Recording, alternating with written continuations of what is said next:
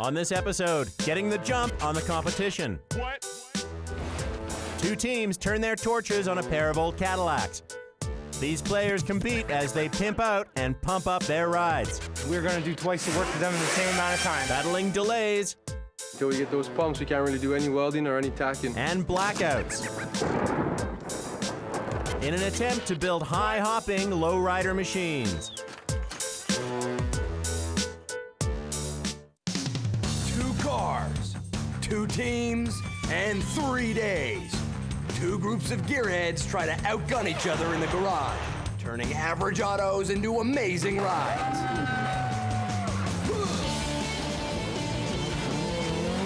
It all happens under the expert eye of champion rally car driver Andrew Comrie Picard.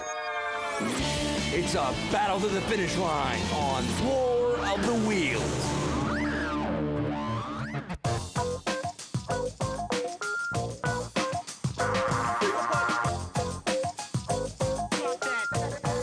A pair of old Caddies may not look like much to you or me, but to a lowrider builder, these cars are diamonds in the rough.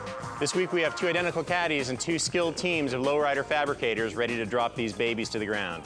But first, let's have our judges look over them. Hey judges, let's take a look over this paint. I don't know if we can call it paint. It's pretty rough. We've got some dents on it, but other than that, just a lot of sanding. Brian Busby is a paint and body expert with Sherwin-Williams. A veteran of car shows and race teams, Brian also builds custom cars and choppers. Big interior, it's got a lot of potential. I guess the guys will have to make it a little bit shiny and hang some stuff out of the mirror. It's gonna be a serious lowrider. Chico Morera is a legend in the custom car audio scene and is lead designer at 2001 Audio Video. The heart of any lowrider is in the hydraulics. We're gonna have 4 pumps, 1 for each corner of the car to lift, and then we have 4 dumps, and the dumps let the car back down. And what they do is they hit the switch up, pump it up and down, and it's a rhythm, and they get the car hopping. Richard Coote literally wrote the book on lowriders. He's a mechanical engineer and authored The Science of Hydraulic Suspensions. Check out the paint. It looks a little bit better than the other one, huh? The top is in good shape. It's a little shinier than the other one. I'd say by the time they fill this with some batteries, pumps, some dumps, chrome it all out, it's gonna look pretty good. We'll see how high these guys get off the ground with hopping these cars. This thing's gonna be rocking. Now let's meet the 2 groups of competitors. This team features 2 members of Rollers Only, the largest lowrider club in North America. I think we can work with this. It's gonna be filled with batteries, pumps, all chrome. It's gonna take off. Pete Reibel is a veteran lowrider builder and chapter president. A 4th-generation pro mechanic, Pete runs his own custom shop, Westside Hydraulics.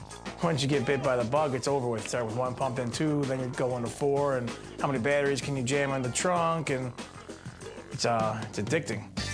True Players is one of Canada's first lowrider clubs. They're not as experienced as the Rollers, but 3 members of this team have worked together for years.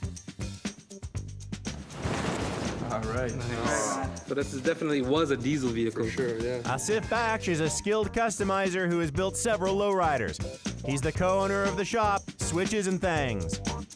I've built about 7 right now, 3 personally and 4 for friends and other people in our car club. Okay teams, you've seen what you got to work with, now for the rules. You've only got 3 days and $12,000 to spend on your cars. On Judgment Day, your cars have to be ready to be judged out of 60 points. 30 for the mechanical and hydraulics, 20 for the exterior and body, and 10 for the interior and audio. At the end, we'll take the cars to a hop-off at a major lowrider event. Whoever hops higher gets 10 bonus points, which could be the difference between winning and losing. Rollers, how you guys feeling? Pan Am, gonna take off. All right, players, you got what it takes to win? We can do this for sure. We'll let the inches do the talking. All right, building a lowrider in 3 days is no picnic, so let's get to work. Go. Do it. Do it. The teams get down to work as the Rollers start ripping apart their car. Yeah, first the wrench. Come on, this wrench. Yep. Definitely gonna need a little bit of work. It's got a few years on it, so. Jeremy Egerland is also a member of the Rollers Only Car Club. A machinist by trade, Jeremy is an accomplished builder of lowrider cars. I'm thinking on the outside, the exterior, maybe do like a 90s update, do the front Euro clip on it, update the rear bumper, tail lights, bumper strip. I can't take this nut out. Russ, it'll take me longer to take this nut out than it will the whole interior. While they put the car up on the hoist, I want to make sure I got a clear view of what the center console what the dashboard's gonna look like. Hopefully, while they have this on the hoist, I can take that time out and make something special. Carlos Petito is a professional car audio and design expert with SLC Performance. Change up the door panels. Gonna have to get rid of the carpet.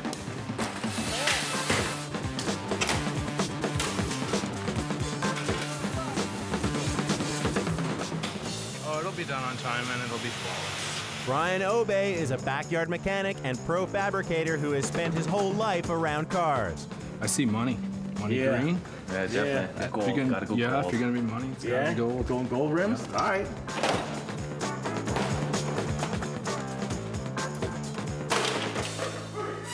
Custom mirrors, little door handle, some lights. I have a little present for you guys, a couple extra parts. I might need the help, here you go. And over on the other side of the shop, the true players are tearing apart their car.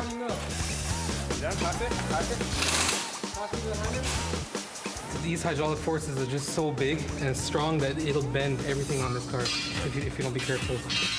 Any 80s GM car, rear-wheel drive full frame is potential for a lowrider. Jeff Forgone is co-owner of Switches and Things. He's a talented fabricator who knows how to handle a torch. First, I think we should get going on the front suspension, definitely.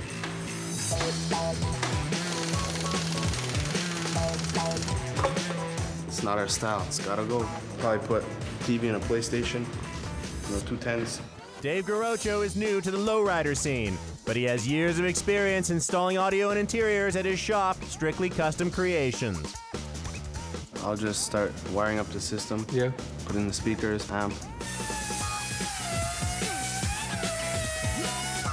No excuses, just conviction. Get it done, man. Nathan Norrie is a True Players member and works at the shop, Switches and Things. I'll tear down the back and see if I can get it all measured out for the adjustable trailing arms. This right here is a true lowrider. Just picture it. Flicking switches right here. Nice big deck right here. Nice comfy seats. Hopping this jumping down, you know what I mean? Oh, it's all you. Found that. That was nice. Two players. I'll be back. To get their lowrider builds going, both teams have a lot of cutting and welding to do. How you feeling about how the other team's doing? I think they got their work cut out for them. We're going to do twice the work to them in the same amount of time. See, our interior's out, theirs isn't. So we'll see who comes out on top. I don't want to talk, but we're going to be done. We're going to be done ahead of schedule for sure. Coming up, just as both teams get in the groove, some unforeseen roadblocks appear. You can see all the rot going through the frame.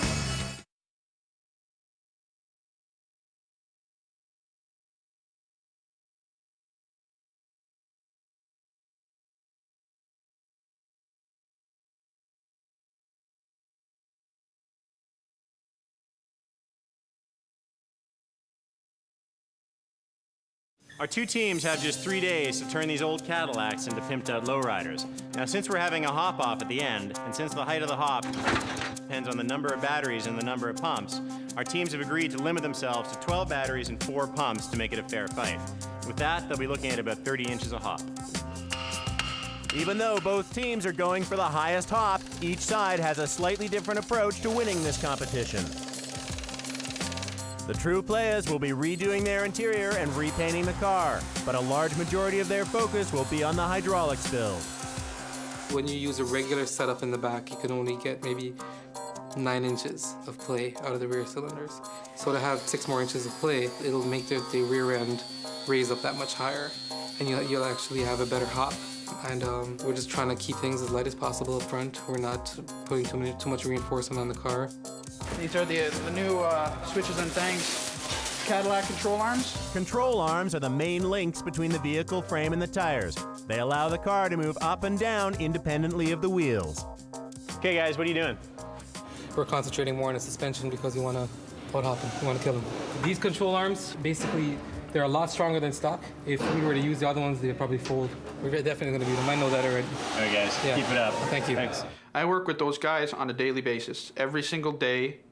So we work pretty good together. Sif's like the older brother from college, you know, always there to give advice and teach you how to do things proper. Jeff's like the street smart older brother who knows his way around life. While the players are confident they can compete and win, they still have immense respect for the rollers-only boys.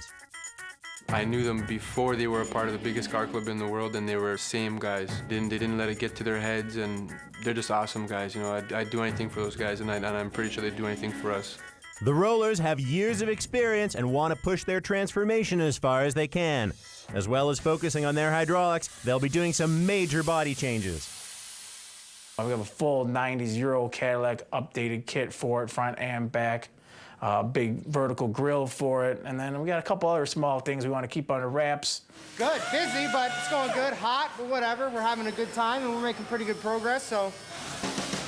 With a strict spending cap of only $12,000, our teams would do almost anything to get a little something extra to win. But we're about to give them that chance. It's time to put down the torches and step outside to play for a bonus part. Rust. Rust.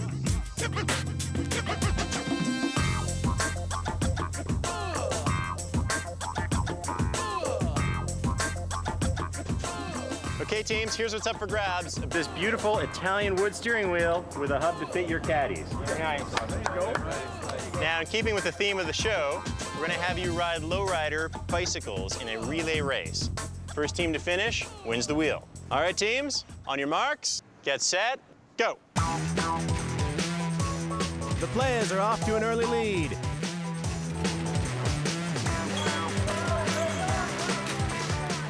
Dave takes a spill, but it's still anybody's race.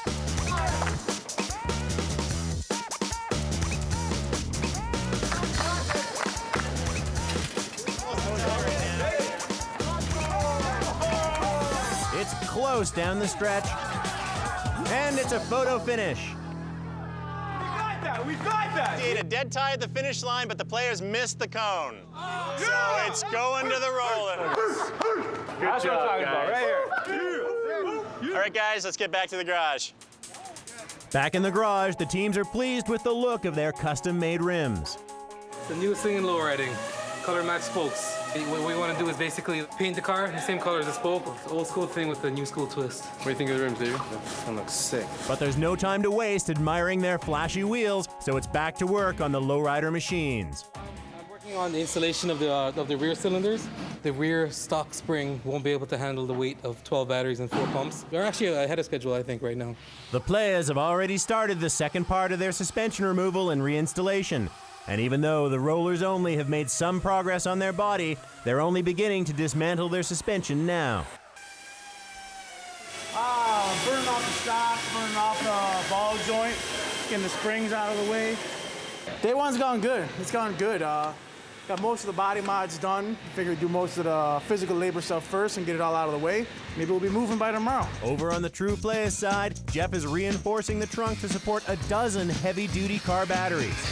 We're actually building a tray right now for the batteries to sit in. Once this is fabricated, then we'll get welded to 2 posts that will be welded to the frame. Once we get all the pumps, we'll make pump trays, pump racks, and all the pumps will be bolted to all the racks. Why do you have the battery so far back in the car? We want as far back as possible, so it kind of works as a teeter-totter effect. So you get the batteries in the back, engine in the front. Yeah. In this big fabrication, there's a whole lot of welding going on, and it's easy to make mistakes.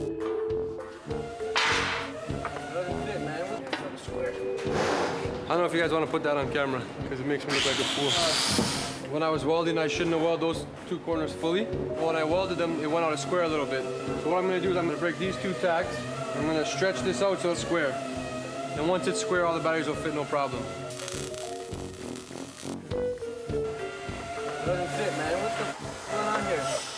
Because you see how there's 2 different size angle irons? So all the different sizes keep throwing me off. Looks like Jeff will have to go back to the drawing board one more time. Over on the other side of the shop, the rollers have a daring design change up their sleeves, but this means major modifications to reinforce the frame. Messy, but whatever, we gotta do what we gotta do, so. We ran into some problems with the frame being a little bit more rotted than we thought. If you can get up in here and see, you can see all the rot going through the frame. Okay, Pete, tell me about this chassis rail right now.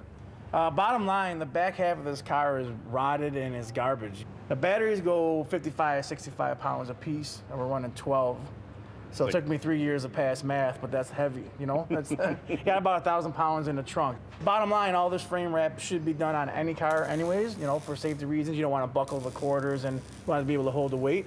But this car was absolute necessity. Like, it wouldn't happen if it wasn't done. The true players, on the other hand, got off easy in the frame department. We're just doing minimal stuff because of the time frame that we have.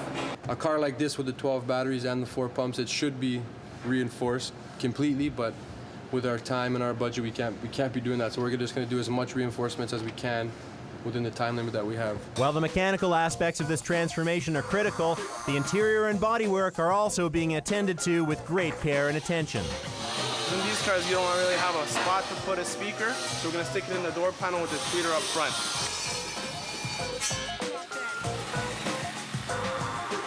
Right now, I'm just going over the second door panel. I'm actually going to color this, change this bad boy up, make it white, so it matches our new interior. The person who painted it before didn't do a very good job, but it's starting to come together, definitely.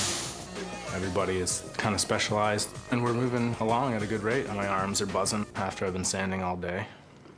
I mean, I got dust everywhere, and I'm filthy, but it's got to be done. After a full day in the shop and a lot of hard work, the teams can't resist a little messing around. You guys look like a bunch of little ladies, man.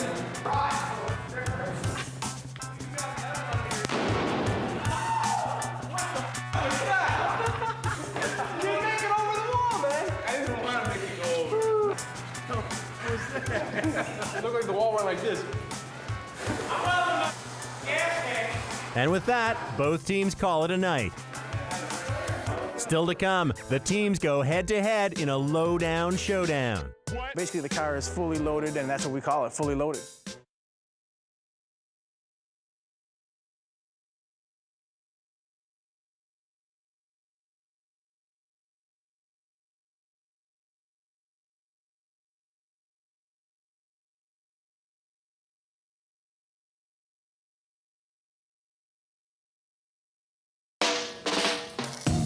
So we all got here at 7 o'clock this morning to start working on our cars, and two players decided that they didn't want to come this morning. So while they were asleep and we were here working, took a little extra time, the plasma cutter, and cut out our car club logo real quick.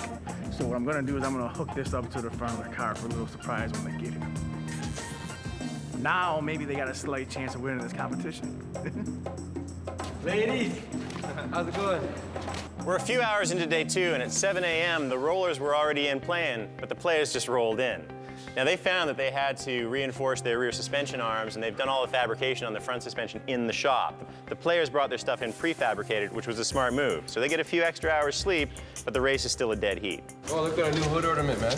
Who'd you guys pay to cut that? Because I know you guys can't cut that nice. We could have done it better, but that's okay. Not that bad. It's pretty good, man. Probably traced it. Yeah, they probably chased it off their mask or welding helmet or something. Our buddy Nate, he had a little injury yesterday. Got hit in the face with a grinder day 1 before noon.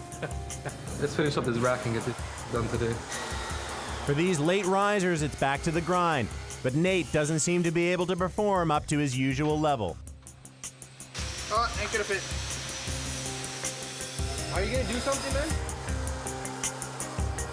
But when it's time to get serious, it's time to get serious. I don't know if the pain is getting to him or whatnot, but he is working a little bit slower than we had expected. But I mean, we're bearing with him and you know, trying to make him still feel comfortable, right? On the other side of the shop, Carlos is having a difficult time with some of the interior work. Still trying to get everything accomplished, trying to figure out exactly what the next moves are. With any restoration of a 25-year-old car that involves a time limit, compromises are inevitable. But some of the rollers are having serious doubts about one of their members. Carlos, well, I'm not gonna lie, a little bit disappointed in his skills. The foam being 25 years old, breaking apart once you touch it. So I'm doing something I've never done before, which is just rewrap over the original. Some of the stuff I've seen, I mean, it's just, I'm not impressed. No matter how the team is feeling, they've got a lot of challenges ahead and must keep going. Now that their pumps, springs, and dumps have arrived, they can do just that. Got our motors and our springs and our blocks, pump heads, cylinders, solenoids, fittings. How you feeling about the build? How's it going? We're just prepping the car right now, and we actually got the battery rack in. All the front suspension is here. We're just waiting for the hydraulics to get here now. We're waiting for the hydraulics until we get the actual pumps. Can't really do any welding or any tacking. All right, guys, where you at? Getting ready to put the front clip on. Then get the front end back together again, get it back on its wheels so we can roll it out. How you feel about like the battery installations and stuff and the hydraulics? So you making good progress? As far as I'm concerned, that's the easiest part of this. You know, just leave me alone, give me in the trunk, and it's gonna be done. There's not much the true players can do except stand around and wait for their pumps to arrive while they watch the other team make advances.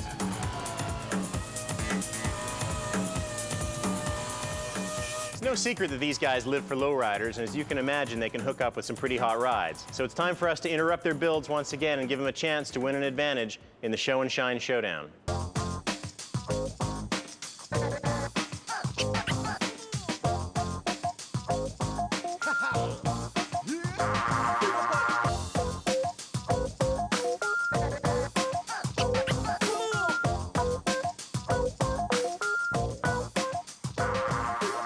Okay, teams, welcome to the showdown. Rollers only, tell us about the car. We got a 1963 Super Sport convertible Impala, full frame off restoration, candy marble paint, muraled by OG Abel. It's got full gold undercarriage, 4 pumps, 8 batteries, all gold plated. The car is fully loaded, and that's what we call it, fully loaded. Fully Loaded has appeared in movies and videos and is one of the top lowrider cars in North America. Pete and Jeremy have worked extensively on this incredible car. All right, true players, tell us about your car. What we got here is a 1984 Cutlass Supreme. It's running 96 volts to the front. It's 8 battery, 2 pump setup. It was done fully at our shop at Switches and Things in Toronto. This 84 Cutlass was the first lowrider built at Jeff and Asif's shop. It's now used for cruising and frequently appears at car shows. Okay, teams, the winner of the Show and Shine Showdown will win the services of a professional pinstriper to put some final lines on their cars. So, let's turn them over to the judges. Let's do it. What do you have to say about the paint? It's a factory lacquer, so it's all dull. It's nice and flat. It's got a two-tone. Yep. Ah, this looks more up your alley. What we have here is a 2-pump setup, and we have 3 dumps. Now, dumps let the car go down, pumps bring the car up. So we have 1 dump for the front here and 2 for the rear. With all these batteries, I'd say this thing jumps off the ground pretty good. Let's go check out the other car. Okay.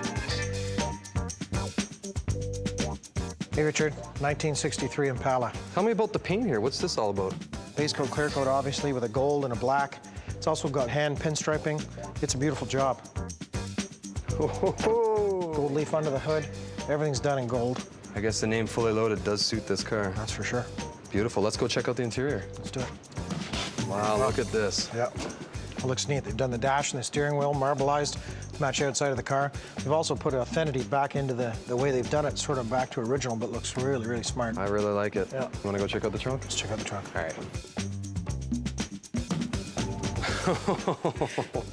We have 4 pumps and 4 dumps. Now, these dumps are aircraft-style dumps. They're called 8X dumps. We have some hard lines, which have been gold-plated, replaces the rubber hosing. And we have some etching here on the end caps, rollers only. Beautiful job. And it's marbleized inside the trunk, so there's not an area that's really not been taken care of. Want to go tally up the score? Let's tally it up. All right.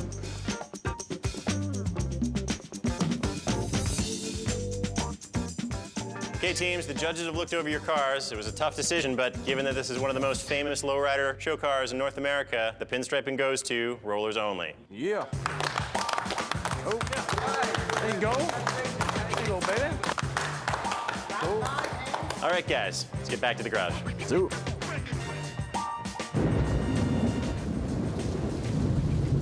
After a day and a half of shipping delays and heavy rains, the true players' parts finally arrive. All right. Gentlemen, I got something for you here. Nice. I know it's not just 1 box. It's not in 1 box, but there's your first one. Thank you.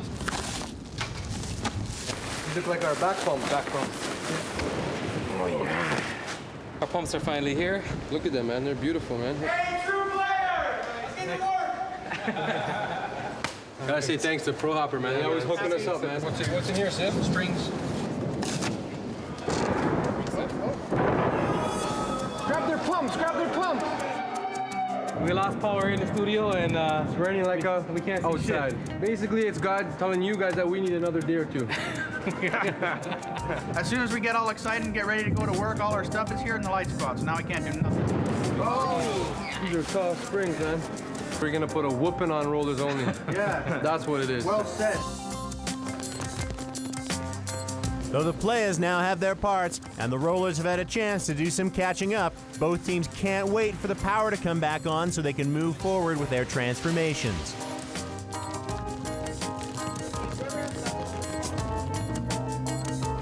Power. Cool, now we can put our car together. We're coming to the end of day 2, and both teams are trying to do all they can to build a car like this one, but they're running out of time. Each team has prepared the paint, each team's doing well in the interior. The players finally got their hydraulic system and they're building it now. The rollers are a little ahead on the hydraulics, but they got a couple of plans up their sleeves that are gonna take some time. So basically now everyone has to hit the switches and get to work. What happened? Look from down here. Did you cut that one on the 45 already? No, I cut that on the 45 still. I'll smash them. This is the first time I ever broke into a car with nothing in it. The other one's coming out now, guys. Normally you just hit the switch and the top will go down on its Yeah, own. that's the way our convertibles usually go. All that window smashing makes it obvious. The rollers are ready to reveal their big secret. They're turning their Caddy into a convertible. And then we'll cut the roof off in like 2 seconds. We had a feeling that these guys would be doing this 12 o'clock at night. These guys are cutting out their roof.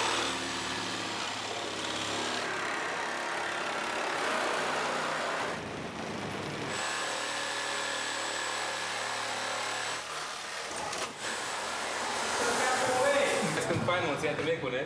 Oh, that feels so f***ing nice. You know how awesome that looks? Cutting the roof off was awesome. Just took the Sawzall, made a couple of lines, marked it, and just hogged it off, threw it over in the pile. We got a ragtop now. I knew they were going to do something drastic, and they were denying it the whole time.